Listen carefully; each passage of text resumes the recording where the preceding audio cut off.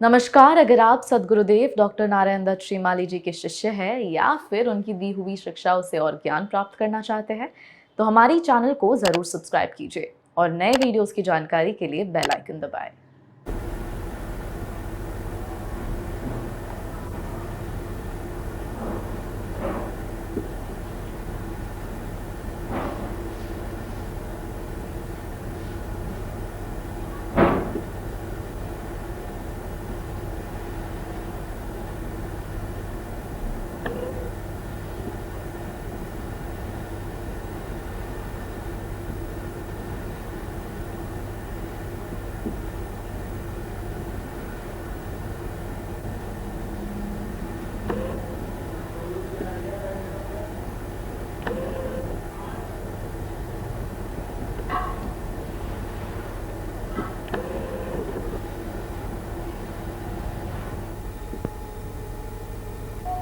आज मैं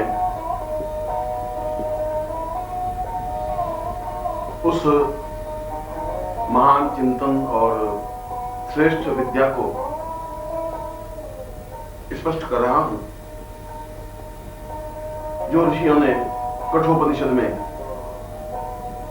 स्पष्ट किए हैं। अगर देखा जाए तो हमारे शास्त्रों में और उपनिषदों में कठोपनिषद अपने आप में उज्जवल हीरक रत्न की तरह है, जिसका एक एक अक्षर अपने आप में अत्यंत महत्वपूर्ण और दिव्य है, क्योंकि इस उपनिषद में उन प्रश्नों के उत्तर खोजे गए हैं जिन प्रश्नों के उत्तर सामान्यतः विज्ञान और ज्ञान दोनों के पास नहीं है। न ज्ञान उन चिंतन को समझ पाया है और विज्ञान तो उन चिंतनों को समझ पा ही नहीं सकता। विज्ञान तो एक सीमा है जो केवल भौतिक दृष्टि से आदमी को पूर्णता दे सकता है, वर्तमान जीवन को एक सुख देने की कोशिश कर सकता है। जीवन के जटिल प्रश्नों को ढूंढने में और जटिल प्रश्नों को सुलझाने में विज्ञान सहायक नहीं हो सकता।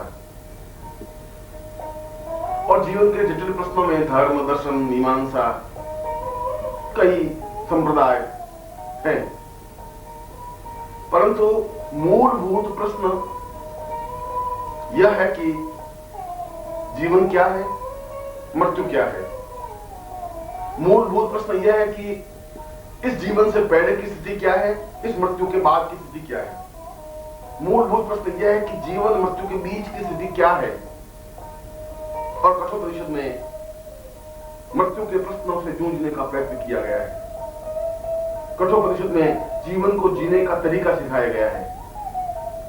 कठोपनिषद में यह स्पष्ट किया गया है कि मनुष्य के जीवन में क्या हेतु है, क्या प्रयोजन है, क्या लक्ष्य है, हमें जीवन किस प्रकार से जीना चाहिए, जीवन जीने का तरीका क्या है, प्रकार क्या है, क्या हम जिस प्रकार से जीवन जी रहे हैं वह जीवन है, क्या हम सांस ले रहे हैं, संतान पैदा कर रहे हैं, दूसरे काम कर रहे हैं, ये इसको जीवन कहते हैं। कठोपनिषद कहता है ये जीवन नहीं है। जीवन तो बहुत बिरले लोग ही जी सकते हैं। लाखों लोगों में से एक या दो व्यक्ति जीवन जीने की कला जानते हैं, और जिसने जीवन जीने की कला सीख ली, जिसने जीवन जीने की कला पहचान ली, उसके जीवन में किसी प्रकार की न्यूनता रह ही नहीं सकती, क्योंकि वह उन प्रश्नों के समाधान की ओर अग्रसर हो जाता है जिसको जीवन कहते हैं। और जीवन और मृत्यु दोनों एक ही सिक्के के दोनों पहलू हैं। जहां जीवन है वहां मृत्यु नहीं हो सकती, जहां मृत्यु है वहां जीवन की कल्पना की ही नहीं जा सकती। जहां अंधेरा है वहां प्रकाश कैसे हो सकता है, और जहां प्रकाश है वहां अंधेरा आ ही नहीं सकता है। अगर प्रकाश से अंधेरा नहीं आ सकता तो फिर जीवन है तो मृत्यु नहीं आ सकती, और मृत्यु नहीं आ सकती तो फिर जीवन जीने का हम तरीका सीख सकते हैं, जीवन जीने की कला सीख सकते हैं। हम समझ सकते हैं कि जीवन का मूलभूत चिंतन तत्व क्या है। इसीलिए तो कठोपनिषद को अद्वितीय उपनिषद कहा है, इसीलिए तो कठोपनिषद को एक श्रेष्ठतम उपनिषद कहा है, और इसीलिए कठोपनिषद में उन प्रश्नों का विवेचन हुआ है जो जीवन और मृत्यु जैसे अत्यंत दुर्बोध और कठिन प्रश्नों को सुलझाने की ओर ऋषि की वाणी अग्रसर हुई है। और इन सारे प्रश्नों के उत्तर कठोपनिषद में एक कहानी, एक कथा के माध्यम से स्पष्ट किए हैं। सामान्य आदमी सीधी सादी भाषा समझता है, कठिन और सूत्र समझने में उसे असुविधा होती है। यद्यपि कठोपनिषद में प्रत्येक पंक्ति एक सूत्र रूप में है, जिसको समझने के लिए उच्च कोटि की विद्वत्ता, उच्च कोटि का ज्ञान चाहिए। सामान्य आदमी कठोपनिषद को समझ ही नहीं सकता, पढ़ तो सकता है, गुन सकता है, मगर उसके मर्म को नहीं समझ सकता, क्योंकि उसके मर्म को समझने के लिए उस प्रकार की भावभूमि चाहिए, उस प्रकार का ज्ञान चाहिए, उस प्रकार का चिंतन चाहिए। वह स्वयं उस ऊंचाई पर पहुंचा हुआ ऋषि होना चाहिए जो उस मर्म को समझ सके, उस चिंतन को समझ सके, उस विचार को समझ सके।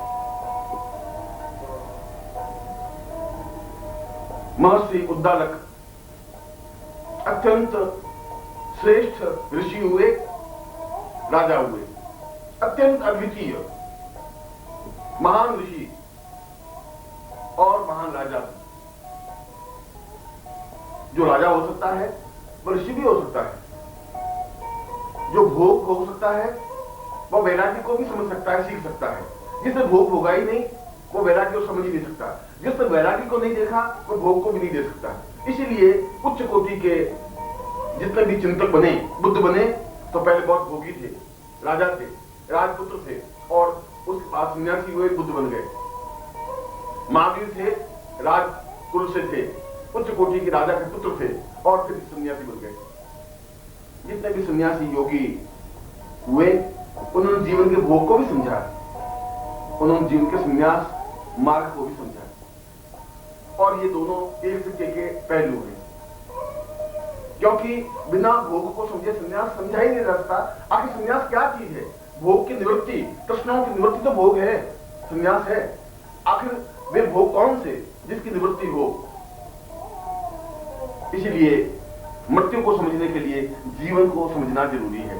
अगर जीवन को नहीं समझ सकते तो मृत्यु को भी नहीं समझ सकते। मृत्यु क्या है, मृत्यु का स्वरूप क्या है, मृत्यु का सौंदर्य क्या है, और मृत्यु से हम किस प्रकार से आलिंगन हो सकते हैं, मृत्यु से किस प्रकार से आबद्ध हो सकते हैं, मृत्यु हमारा किस प्रकार से मित्र बन सकता है, सखा बन सकता है, मृत्यु के साथ हम किस प्रकार से समय व्यतीत कर सकते हैं, मृत्यु के साथ समय व्यतीत करने की कला कठोपनिषद।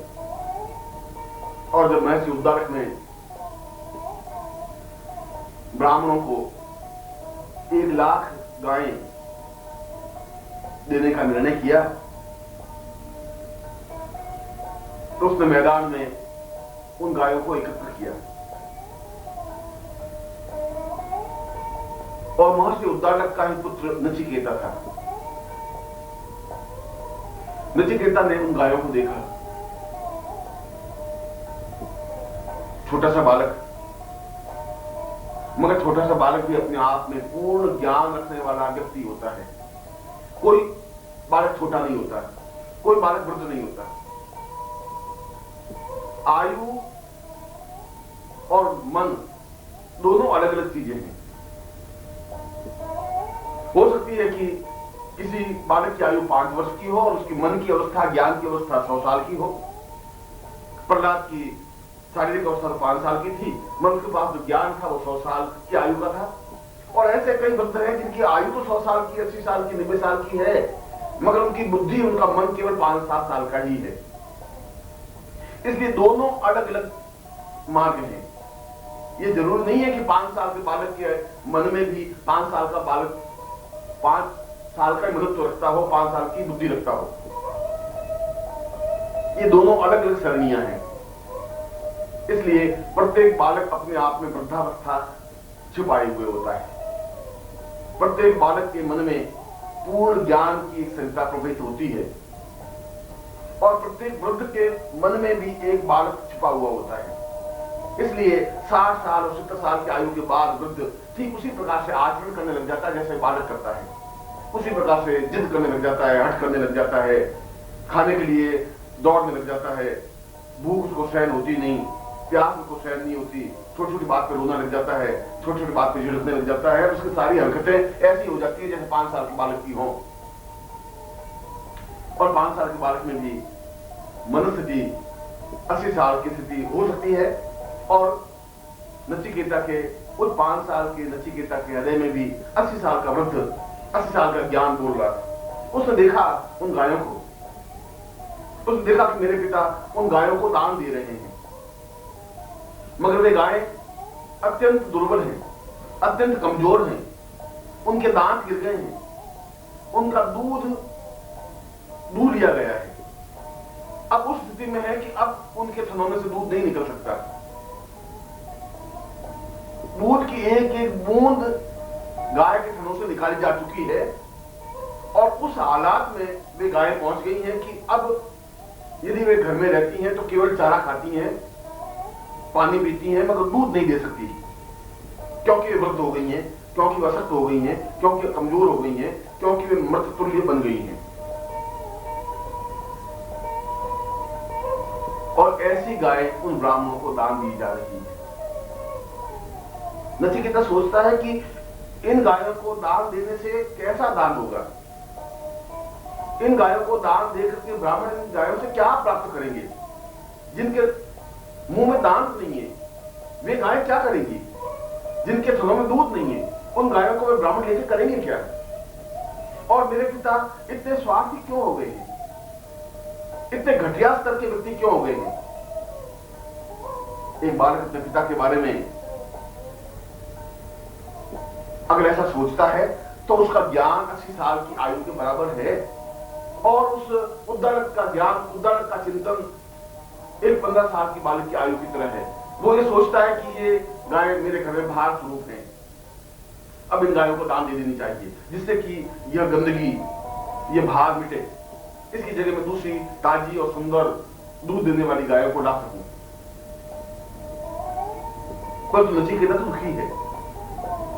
नचिकेता टुकुर टुकुर उन गायों को ताक रहा है जिनकी आंखों में आंसू हैं, जिनकी आंखों में विवशता है, जिनकी आंखों में दुर्बलता है, जिनकी हड्डियां साफ साफ दिखाई दे रही हैं, जो मृत तुल्य हैं, जो निश्वास फैल रही हैं। और यह हमारा दुर्भाग्य है और यह हमारी घटियापन है कि हम दान उस चीज का देते हैं जो चीज हमारे लिए व्यर्थ होती है। यह हमारी बुद्धि है, यह हमारा तर्क है, यह हमारी चालाकी है, धूर्तता है कि हम दान भी देते हैं तो उस चीज का दान देते हैं जिस चीज की हमें कोई ज्ञान नहीं होता, जिस चीज की जरूरत नहीं होती, जो घर में व्यर्थ होती है, जो घर में व्यर्थ होती है उसको दान दे देते हैं। मगर ऐसा दान तो अपने आप में दान नहीं कहलाता। ऐसा दान देने का प्रयोजन कुछ अर्थ नहीं रखता, कोई महत्व नहीं रखता। इसलिए शास्त्रों में तो यह स्पष्ट है कि दान वह दिया जाए जो तुम्हें बहुत अधिक प्रिय हो, अत्यंत तुम्हारे लिए आवश्यक हो, जिसके बिना तुम्हारा काम चल नहीं सकता, उस चीज का दान दो। वह दान देने की प्रक्रिया है, वह दान देने का धर्म है, वह दान देने का कर्तव्य है। घर में जो बेकार पड़ी हुई चीज है उसको दान देना अपने आप में कोई प्रयोजन नहीं रखता। और इसीलिए शब्द बन गया कन्यादान। कन्या बड़ी हो गई, अब उस कन्या की घर में कोई उपयोगिता नहीं है, क्योंकि अब उस कन्या की रखवाली करना बहुत कठिन हो गया है। कन्या यौवन में प्रवेश कर गई है, वह जवान हो गई है, वह गरीब मोहल्लों में जाती है तो कभी कभी बदनामी हो सकती है, और बदनामी हो सकती है तो तकलीफ होगी, परेशानी होगी। अब उसकी रक्षा करना बहुत कठिन हो गया है, इसलिए उसका दान कर दिया जाए। और दान करके आदमी निश्चिंत हो जाता है कि मैंने एक ये अपनी बोझ, ये अपनी सुरक्षा की जिम्मेदारी दूसरों को सौंप दी।